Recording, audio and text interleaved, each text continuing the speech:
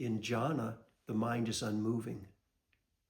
There will be an unbroken presence, undistractedness, and steadiness. There will not even be a tendency of your mind to start to wander. On top of this unmoving part of the mind, there's another part of the mind that can move. It is subtler, but you don't need a lot at this stage. It may not be a verbal process, but I will express it verbally. It can have a feeling of, what's this? What's happening over there? What does this feel like? What happens if I direct my attention in various ways? You can use your attention to work with the meditation, bringing in the insight and discernment parts. You can use your attention to move through the jhanas. Or there can be a sense of not directing the attention at all, but just resting in the state of jhana.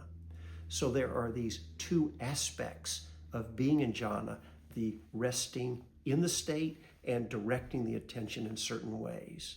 It does not matter what you do. Most of us will, from time to time, bring in both aspects. Some people are marinators and some people are investigators. For the investigators, without you doing anything, you will naturally become more and more aware of various aspects of what's happening, aspects of the process. You'll notice how directing your mind affects what you perceive, what you know, how it influences your experience. You'll bring in the discernment part of the practice. You'll notice many more details of what's happening. For the Marinators, you won't necessarily notice more and more details like that. It will be more of a sense of resting and just being in the state of jhana.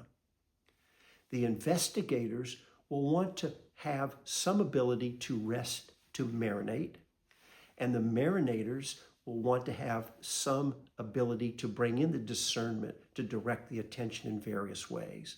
Again, it doesn't matter what you do, and you'll find your own balance between both of these two aspects of using your attention or resting in awareness. You can move through the jhanas both by doing nothing and directing attention, doing something. By doing nothing, that means you just be in the state of jhana. It does not matter if you move through different stages of jhana. Wherever you are, whatever stage you attain is fully enough to bring all the stages of awakening and realization. But there can be a deepening and a moving through the jhanas that happens on its own. You just rest, you marinate in the state of jhana, and then just follow it as it unfolds and reveals itself. And you can direct the attention to move through the jhanas. This happens in two main ways. There is the letting go of the grosser levels of jhana, and there's letting go into the subtler levels. For letting go of the grosser levels, you mentally feel the sense of letting go or dropping away, say, for example, the stronger piti.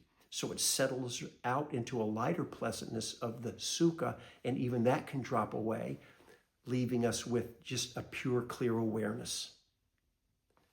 Or there can be a sense of leaning or letting go into the subtler levels. You're feeling into the deepening stillness. So you can bring either one of these two aspects together and use them in whatever combination you wish.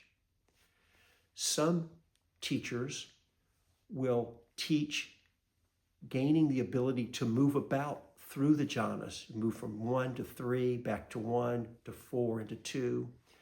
You can do that if you want. There is no special benefit for doing that. It's certainly fine. Yes, you will gain skill in the ability to move around, but you do not gain any further deepening of awakening, realization, or liberation. So all of these different approaches are fine, and it's, again, more about the process or the act of just engaging and being with your meditation in whatever way it reveals itself and in whatever way you choose to direct your attention. In this same way, we come back to this idea of how much we want to have an idea of what we're aiming for, and how much we want to be open to allowing the process to reveal itself and then following the natural unfolding, which can open up in ways that may not have been part of a traditional understanding of what can happen, or may not have been part of what we've had in mind. So again, you'll find your own relationship, and I think hopefully we find the best of both. When we want to steer the attention, how and when, and we use our best sense, our best attunement to that. There's no right or wrong, and how much we want to stay open to following and let the unfolding reveal itself.